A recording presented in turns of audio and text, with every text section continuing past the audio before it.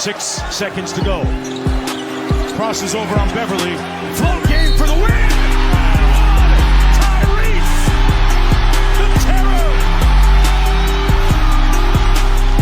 Now, how about this for a replay? Throw it in the backcourt. Now, Milwaukee changed their defensive guys. They matched up. Everything worked except for one thing. You just saw a match. Yo, what's up, Pacer fans? NBA fans, basketball fans. I'm Sheldon Carter. This Carter 94 feet. Just watch this crazy game between the Bucks and the Pacers. Man, Pacer Nation. You know, I'm from Naptown, so I gotta represent. Man, it was a crazy game. Had my blood pressure high. Hey man, it was crazy. The anxiety, whatever you want to call it, it was crazy. A crazy game for the Pacers. They win 121-118, while Miles Turner led the way with 29 points, 9 rebounds. But triple-double from Haliburton. His first triple-double in the playoffs. Props to Haliburton for his clutch floater. And one to win the game, seal the game, for us to have a series. Pacers up 2-1 right now. Pacers, that was a crazy game. We haven't had a home game in a while for playoffs, but I know for sure our last win was in 2018 game 6, so we finally got a win, finally back in the playoffs, and it's only right to get the dub in that first time returning. Everybody there, from the coach, quarterback Anthony Richardson, new Fever player, future possible star Caitlin Clark, so many people, Fever players and all. It was crazy. All the gold shirts. It was amazing to see the fan base just happy and lit and just excited and cheering and rowing and showing that, I mean, Gamebridge Fieldhouse, Pacer fans and Indy fans are some of the best when it comes to getting loud and rooting for their team, man. So, yeah. Props to the Pacer Nation for showing up. You know, it's another player that showed up? Andrew Nembhard. And very important moments in the fourth quarter when we was bricking. Lord, he got so many rebounds. He was looking like Dennis Rodman out there. The way he was hustling, giving us so many chances. Damn, a second chance. We had like damn near 5 chances. Oof. Man, props to Andrew Nembhard.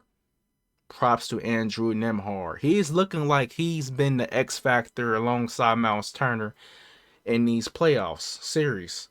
I seen some comments from some Milwaukee Bucks fans on some sports posts about the win, bringing up, man, if we had Giannis, we would have been in a different situation. If you would have had Giannis, it would have been a different type of play style. So then you don't know how you won't know if y'all would have won. Because our play style would have been layered different on the floor. Because right now, they're trying to put it more so in Dame's style and Middleton's style. But it would be a different type of style of play when Giannis is on the floor. So we won't never know. Even if maybe we have got the win against them when they had Giannis. Even though I know it's the playoffs and it's totally different. Let's be real. Still. Regardless, even if it's the playoffs and it's totally different from the regular season, you still will have a different play style, Bucks fans, if Giannis was on the floor. So we will never know. Woulda, coulda, shoulda. Man, come on now. We ain't doing that. And hey, sometimes, like I've heard from many Hall of Famers, they talk about sometimes you need luck. It is what it is. Sometimes you out of luck. And that's another unfortunate circumstance. But, yeah, man. Shout out to the Pacers that they got the dub.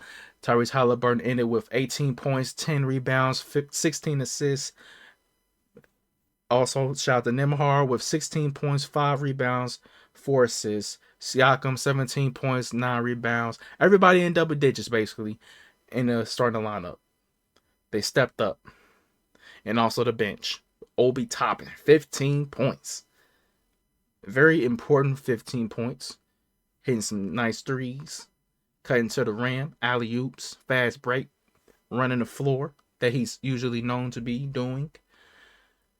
Another thing I want to talk about is the fouling. The fouling on both ends, to be honest.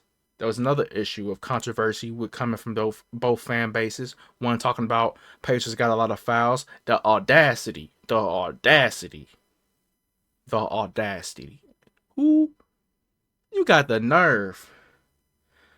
What I was seeing from Dame, come on, bro. Like, the stuff that was given Dame was ridiculous at times. Like, ridiculous. All this foul baiting is stupid. I hate it. And I thought they wasn't going to allow that. I heard, wasn't that like a few years ago, they was going to make that a rule that they wasn't going to allow that to happen? All this foul baiting, and they still doing it. When you consider the rules that are being put in the NBA from Adam Silver, this is one of the rules that I feel like is not really being utilized as it should. That is not really being forced upon on the floor consistently. There's still games like this. Because we probably, this comes to woulda, coulda, shouldas. We probably would have been higher up with a better lead and not even a close game if Dame wasn't foul baiting. Now, even Chris Middleton got into the mix a little bit, but I have to be honest, it's not fully on the referees giving them fouls, giving the Bucks fouls. I have to give some type of criticism towards people like Andrew Nembhard at times. In the game, I did feel that he did foul. He was too jumpy and he needed to calm down. I did see those moments. Definitely on more so Chris Middleton, I think. Between Middleton and between Andrew Nembhard and Aaron Nesmith guarding Middleton and Dame, the way they were switching, it was a little bit, sometimes they were fouling too much. But there's other moments in the game more so than anything where it seemed like the refs were just giving the Bucks every call and we were getting nothing on our end. But Pacers beat the odds. Tough game. And best way to put it, man, regardless on both ends, whether you disagree or agree with the calls, I'm just gonna put it like this. Sometimes you need to just let the players play, man. Let the players play, unless it's just a really bad situation, flagrant caliber, or really glaring, like you can really see it as like a hard foul, like a slap or a hit or something. But certain bumps and stuff, like you need to let slide and just let the players decide the game. That's my opinion on it. Let the players decide the game most of the time, unless it's just like a really malicious, really messed up situation where you like, okay, I gotta call that. That's respectable. But sometimes, like the stuff that Dane was trying to bait people for to get calls, stuff like that should not happen at all. But let me know how y'all feel about the foul calls in this game, whether you thought it was unfair, fair. Could the Pacers have done better? Or was it more on the Bucks? Let me know. What perspective are you on with that? Also, now we up 2-1. There is another home game in Indy for Game 4 before we head back for Game 5 to Milwaukee. This is another important game.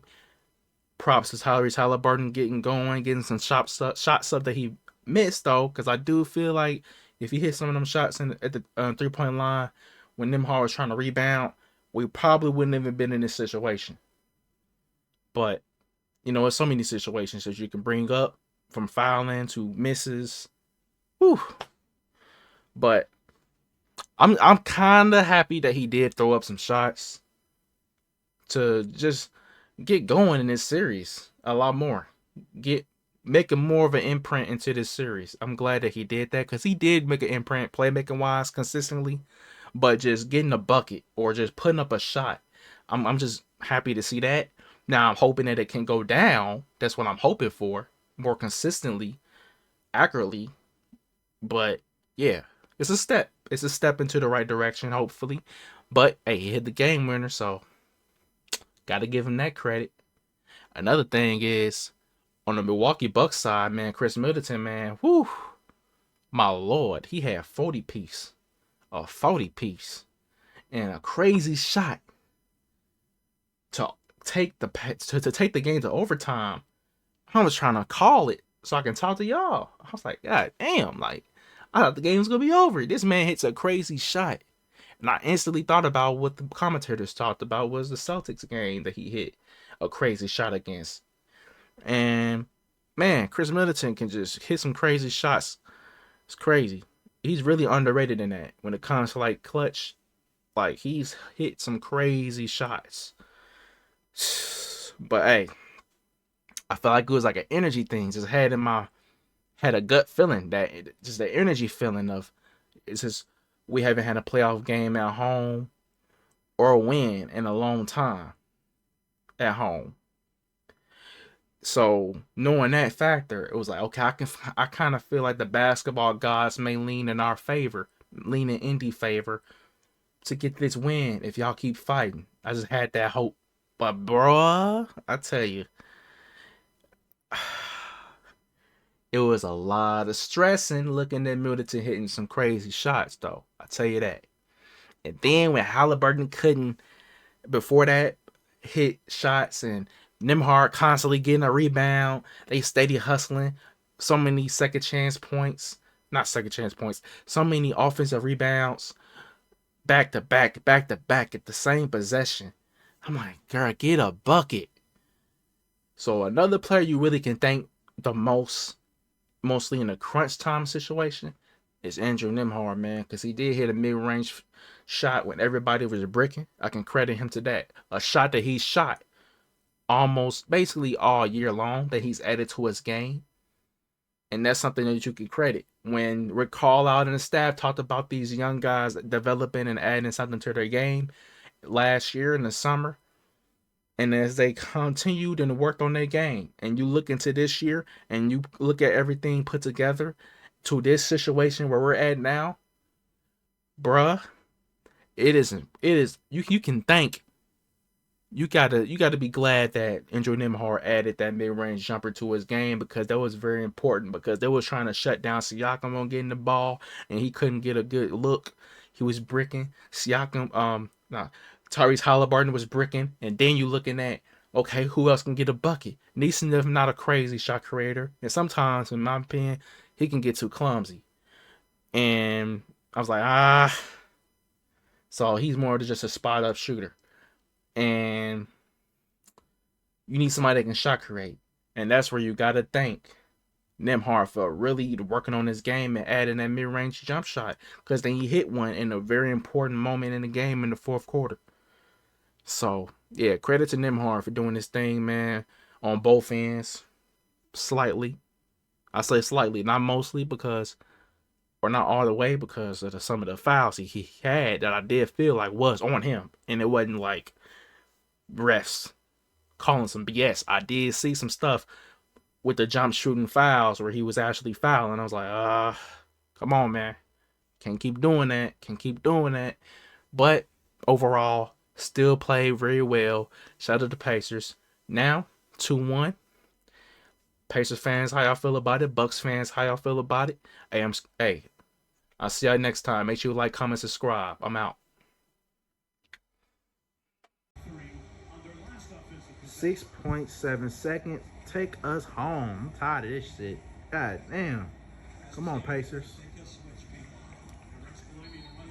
Get a bucket. Get a bucket. Come on, Hallie. This is when we need you right here. We need you. Thank you.